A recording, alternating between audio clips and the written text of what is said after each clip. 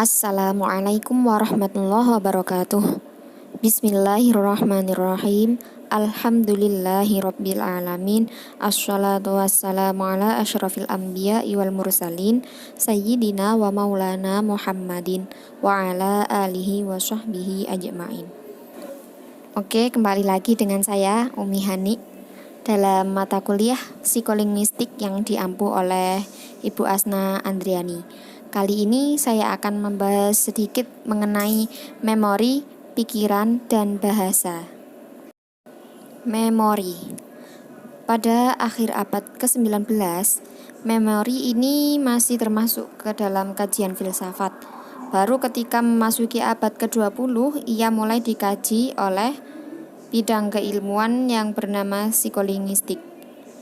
Menurut Socrates, seorang filsuf, manusia telah memiliki rasa ingin tahu akan berbagai hal yang mulai berlangsung sejak kelahiran.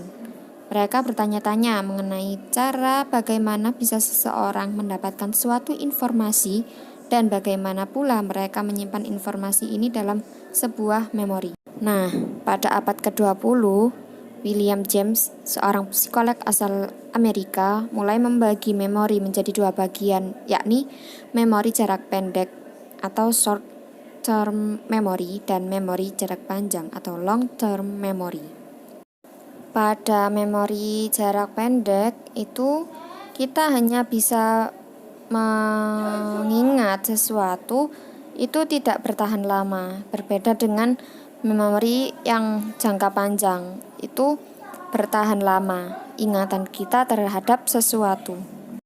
Makanya kalau kita menghadapi anak kecil itu usahakan kita itu memperlihatkan sesuatu yang baik-baik, karena kalau seumpama mereka melihat sesuatu yang buruk, dikhawatirkan itu sesuatu tersebut itu masuk ke dalam memori jarak panjangnya mereka. Jadi ini sangat bahaya sekali. Beralih ke pikiran dan bahasa. Otak manusia itu memiliki potensi melebihi potensi apapun yang dimiliki alam semesta ini. Otak adalah perpustakaan terbesar yang pernah ada. Otak menyimpan piranti bagi kegiatan yang khas bagi manusia. Bahasa merupakan kegiatan tertinggi otak manusia yang tidak dimiliki oleh makhluk apapun. Bahasa memungkinkan manusia merumuskan pengalaman mentalnya. Dengan adanya bahasa, manusia dapat menyampaikan gagasan, keinginan, informasi, dan lain-lain dengan mudah ditangkap oleh lawannya. Sedangkan pikiran adalah gagasan dan proses mental. Berpikir memungkinkan seseorang untuk mempresentasikan dunia sebagai model dan memberikan perlakuan terhadapnya secara efektif sesuai dengan tujuan, rencana, dan keinginan. Berpikir melibatkan manipulasi otak terhadap informasi, seperti saat kita membentuk konsep, terlibat dalam pemecahan masalah, melakukan penalaran, dan membuat keputusan. Kemudian, Aristoteles ini mengungkapkan pendapatnya bahwa pikiran itu mempengaruhi bahasa. Sebagian orang berpendapat bahwa manusia dapat berpikir tanpa adanya bahasa, namun Muller menegaskan bahwa antara pikiran dan bahasa itu saling terkait. Kemudian di sini ada beberapa teori bahasa dan pikiran yang dikaji dalam relativitas bahasa atau linguistic relativity. Teori yang pertama ini menyatakan bahwa adanya pandangan hidup yang bermacam-macam, adanya pola pikir yang bermacam-macam itu karena adanya keragaman sistem bahasa dan adanya sistem universal yang dimiliki oleh bahasa-bahasa yang ada di dunia ini.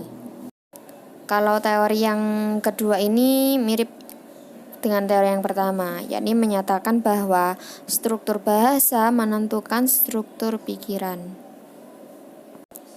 Kalau yang teori ketiga ini sepertinya kebalikan dari teori yang kedua, yakni menyatakan bahwa struktur pikiran itu dibentuk oleh perilaku dan bukan oleh struktur bahasa.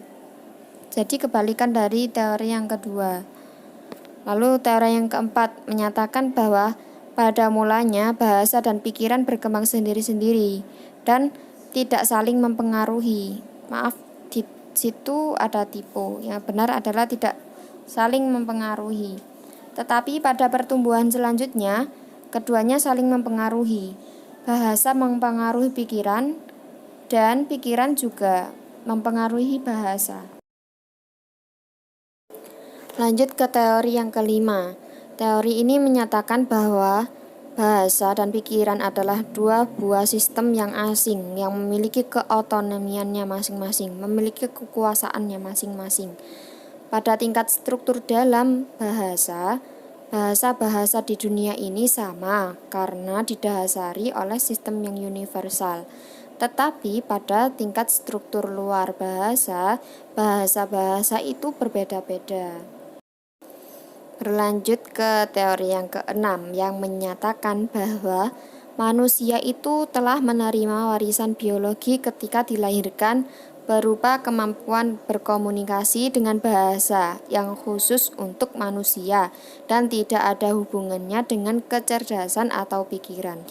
Teori yang terakhir, yang ketujuh ini menyatakan bahwa bahasa adalah alat bagi manusia untuk berpikir, untuk menyempurnakan dan mengembangkan pemikirannya itu. Demikian ketujuh teori yang membahas tentang pikiran dan bahasa yang dikaji dalam relativitas bahasa. Dari ketujuh teori tersebut dapat disimpulkan bahwa bahasa dan pikiran itu mempunyai keterkaitan dan hubungan yang erat antara satu dengan yang lainnya. Pikiran tidak bisa dipisahkan dari bahasa. Bahasa merupakan ekspresi yang menyatakan pikiran manusia. Tanpa bahasa, tidak mungkin ia dapat menyampaikan pikirannya dan dipahami oleh orang lain.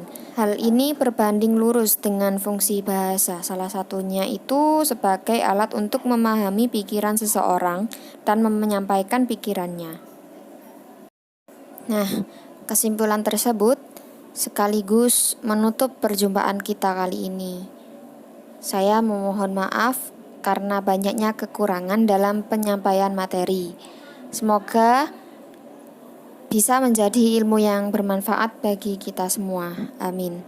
Sekian dari saya. Wassalamualaikum warahmatullahi wabarakatuh.